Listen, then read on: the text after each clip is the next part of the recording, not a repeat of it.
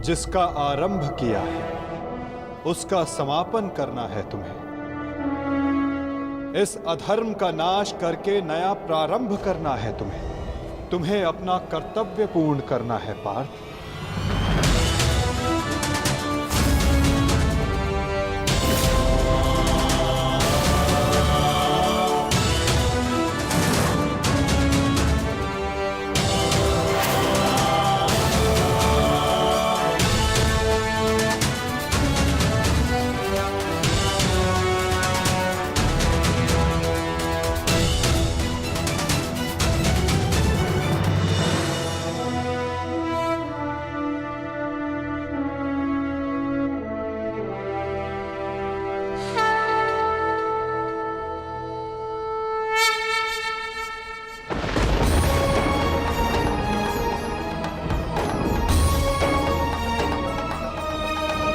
ईश्वर स्वयं है सृष्टि सारी, कहाँ उसको खोजना।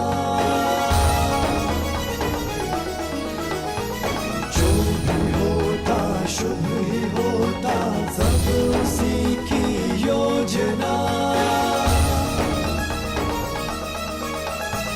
कामनाएं फल की छूटे, वो ही सच्चा कर्म है।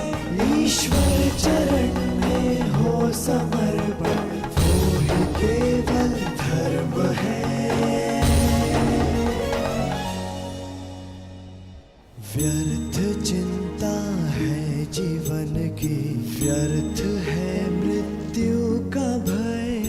आत्म को ना मार पाते शस्त्र अग्नि असमय।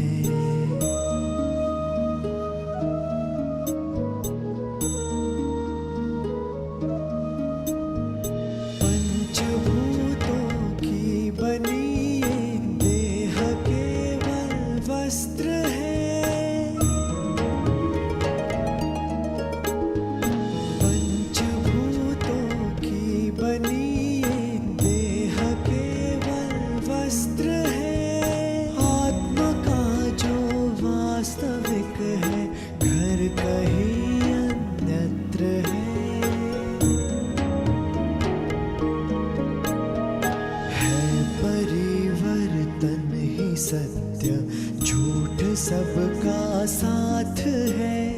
कुछ न खोना कुछ न पाना, रिक्त रहते हाथ है।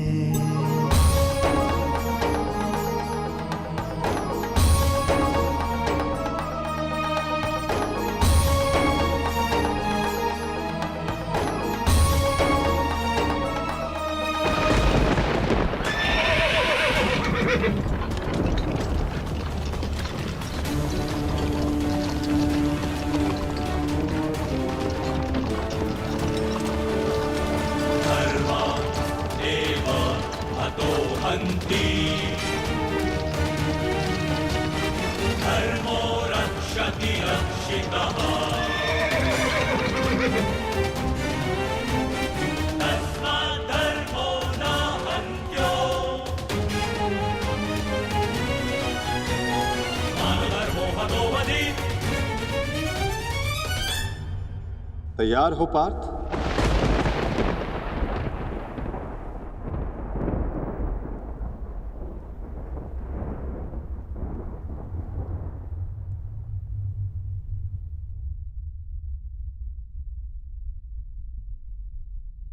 जी माधव।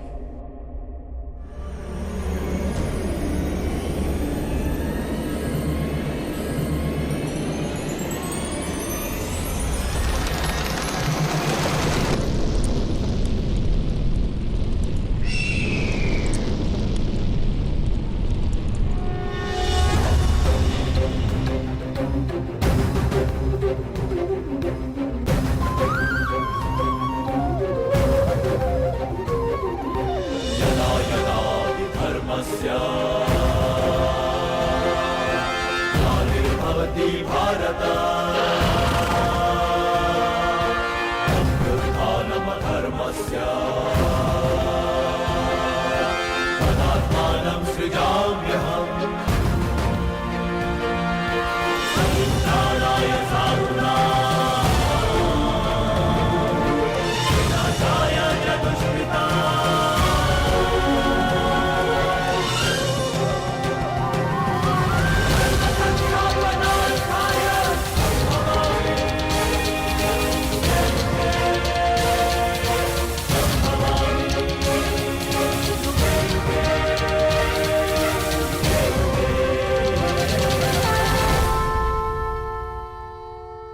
क्या हुआ संजय?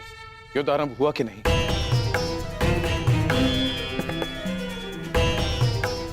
वासुदेव के शब्दों ने मुझे मौन कर दिया है महाराज।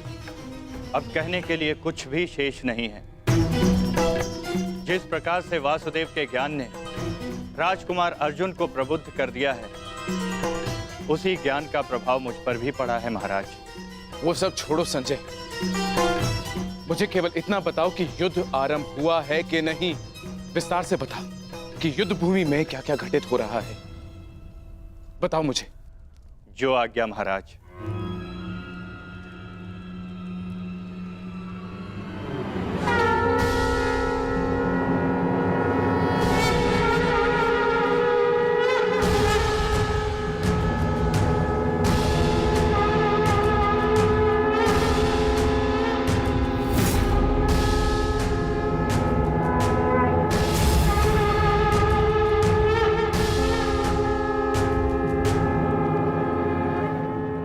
युद्ध का शंखनाद हो चुका है महाराज। युद्ध किसी भी क्षण प्रारंभ हो जाएगा।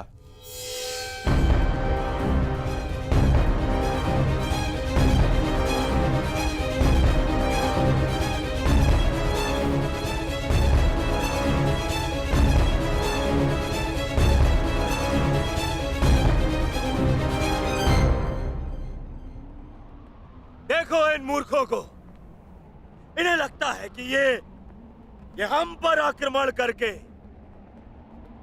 विजय प्राप्त कर सकते हैं।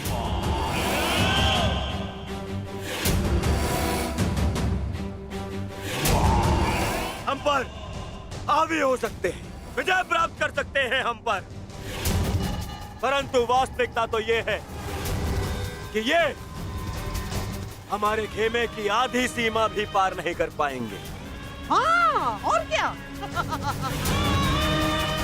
शीघ्र ही इन्हें इनकी सबसे बड़ी भूल की अनुभूति हो जाएगी। पछताएंगे, ये सब पछताएंगे। दया की भीख मांगेंगे ये सब जो हमारे विरुद्ध खड़े हैं। पांडु पुत्र, तुम्हारी भूल है भ्राता दुर्योधन। और हाँ, मैं वचन देता हूं कि आज सूर्यास्त होने से पहले तुम्हारे रथ पर लगी हस्तिनापुर की पताका को मैं अपने अधीन कर लूंगा।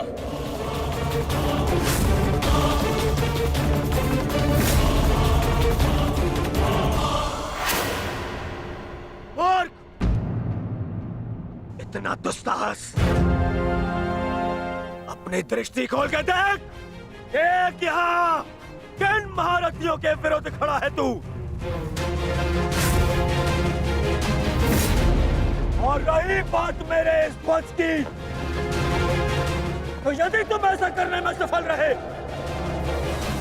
तो मैं वचन देता हूं, मैं स्वयं इस युद्ध को यहीं समाप्त कर दूंगा, यहीं समाप्त कर दूंगा, यहीं समाप्त कर दूंगा, यहीं समाप्त कर दूंगा।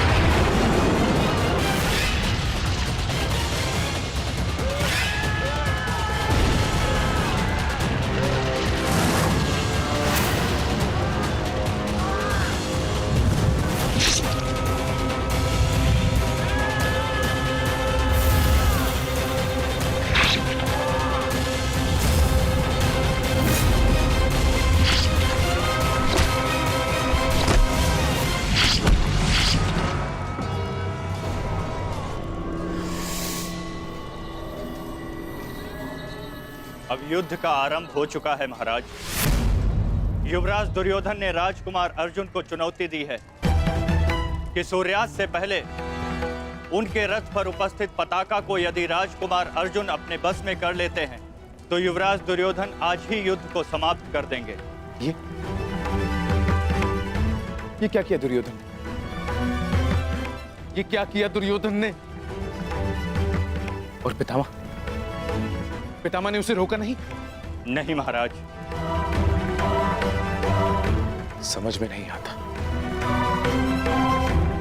पितामह क्या भी रचना करने वाले।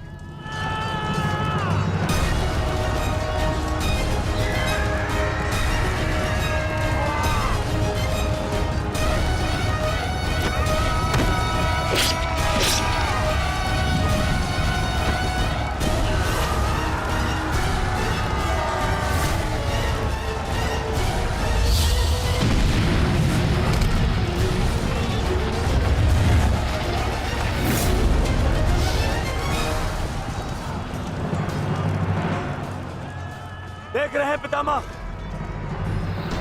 पांडवों की सेना वज्रव्यूह का रूप धारण करके आगे बढ़ रही है।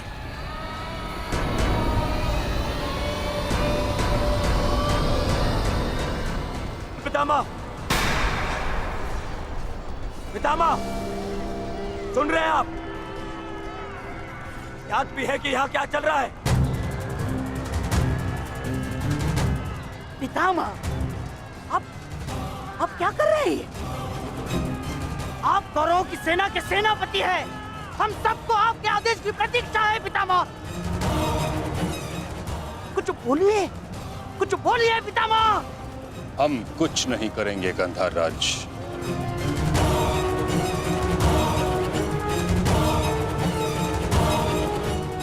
दुर्योधन,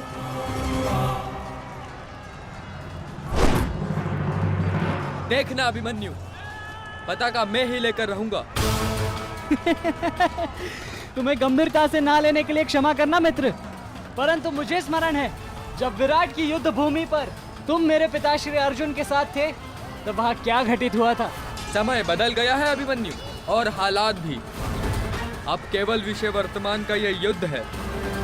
देखना, मैं यह पताका लेकर ही रहूंगा। ठीक है, तुम पताका ले आना और मैं स्वयं तुम्हें शिविर तक उठाकर लेकर जाऊंगा। सारथी, शीघ्रता करो।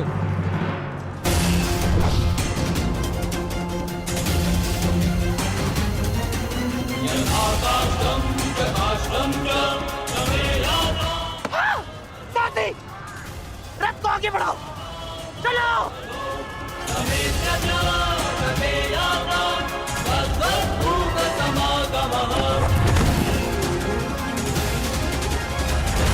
पितामह, कुछ तो बोलिए। अब मौन क्यों है? कुरुक्षेत्र में प्रवेश के पश्चात तो आपने वचन दिया था, वो याद है आपको? मुझे अपना दिया हुआ हर एक वचन स्मरण है दुर्योधन। तुम्हें मुझे स्मरण कराने की कोई आवश्यकता नहीं। सारथी, वज्र की ओर चलो।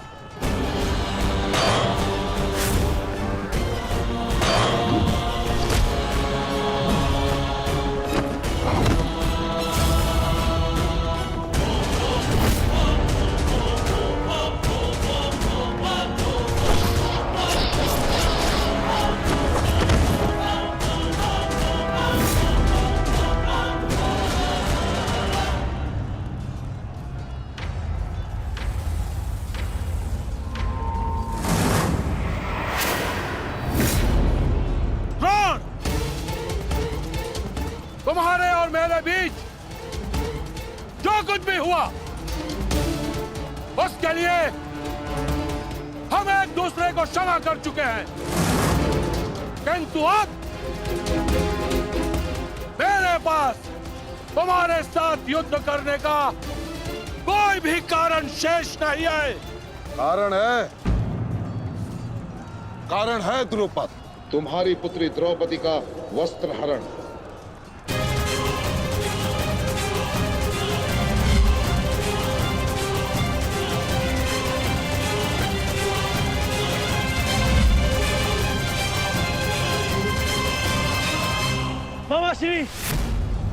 युद्ध करने की प्रतिज्ञा ली थी मैंने, और उस प्रतिज्ञा को पूर्ण करने का समय आ गया है। सावधान!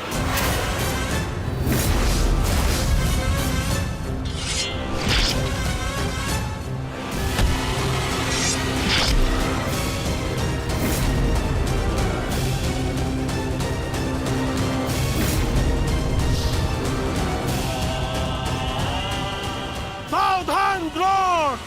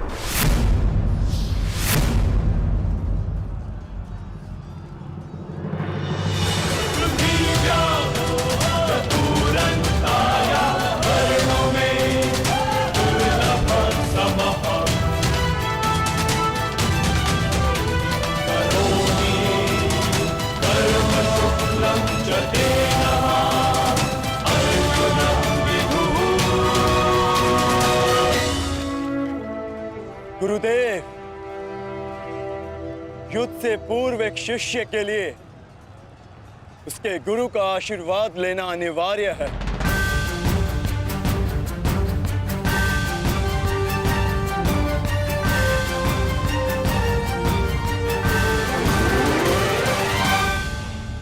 मेरा आशीर्वाद सदैव तुम्हारे साथ है अर्जुन। कभी अनुमान नहीं लगाया था गुरुदेव, जिससे युद्ध कला और धनुर्विद्या सीखी, एक दिन उसी के विरुद्ध इसका उपयोग करना पड़ेगा। तुम केवल अपने कर्तव्य का पालन करो अर्जुन। ये युद्धशाला नहीं, ये समस्त युद्ध भूमि है, और यहां का हर एक विपक्षी केवल और केवल तुम्हारा शत्रु है अर्जुन। सावधान अर्जुन!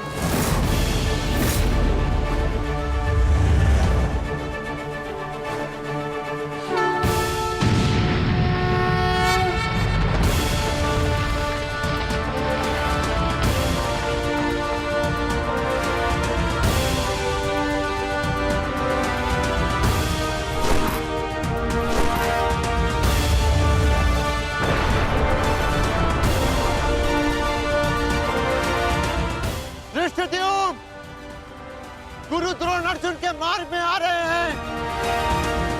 वज्र के आगे बढ़ने के लिए अर्जुन के मार्ग की बाधा हटानी होगी। जाओ, जाके अर्जुन की सहायता करो, जल्दी।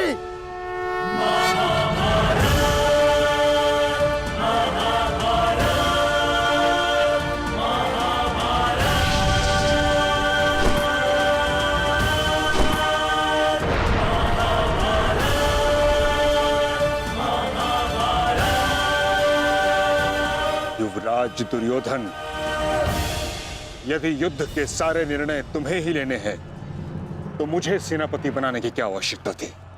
ऐसा मैं इसलिए कर रहा हूं पितामह, क्योंकि आप कौरवों के प्रति अपना कर्तव्य निभा नहीं पा रहे हैं।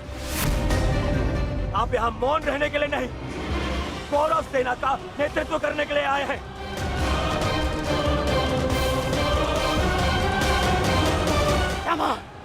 पांडव सेना हम पर हावी हो रही है, और पांडव सेना पर आक्रमण करने के लिए आप हमें रणनीति क्यों नहीं बता रहे हैं? बताइए। स्मरण है ना पितामह आपको? यदि दुर्योधन के रथ की पताका अर्जुन के हाथ में लग गई तो हम ये युद्ध हार जाएंगे महामहिम, हार जाएंगे। कुछ कीजिए।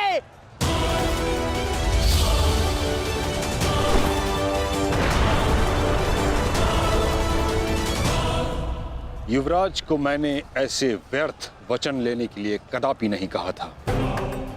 अब युवराज दुर्योधन को इसका परिणाम स्वयं भुगतना होगा। और रही बात मेरे आदेश की, तो अभी आक्रमण में समय शेष है। ये कैसी बातें कर रहे हैं आप? इसीलिए मैंने आपसे कहा था क्या मैं पितामह से अधिक मित्रगण की आवश्यकता है। अब देखिए देखिए क्या स्थिति हो गई है हमारी।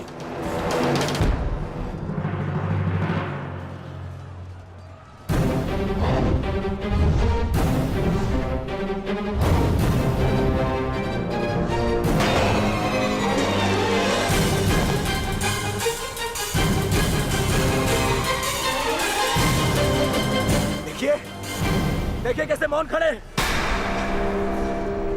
ऐसे चलता रहा ये तो हम शीघ्र ही हार जाएंगे।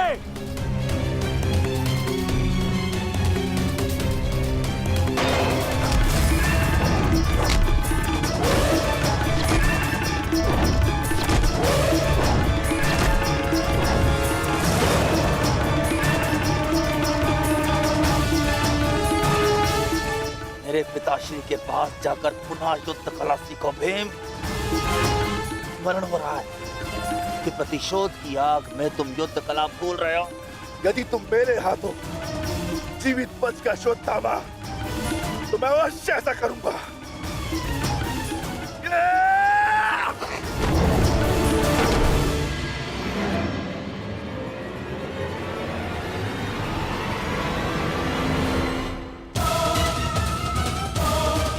गुरु को यहाँ से मैं संभालता हूँ। अर्जुन तुम आगे बढ़ो।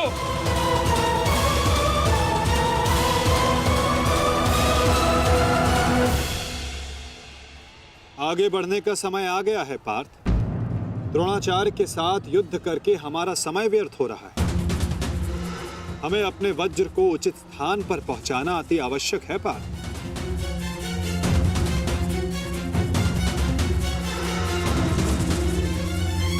जैसी आज्ञा माता। चलिए आगे बढ़िए।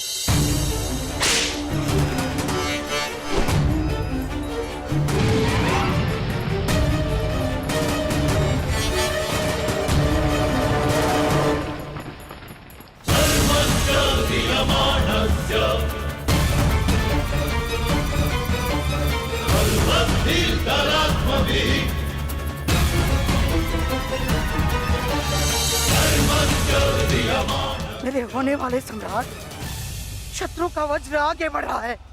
यदि हमने कुछ नहीं किया तो हमारे लिए समस्या उत्पन्न हो सकती है।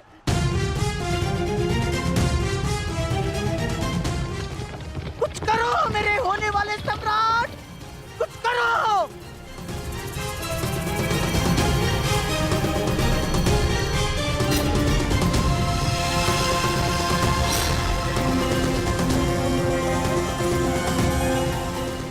काश भी मेरा मित्र मेरे साथ होता।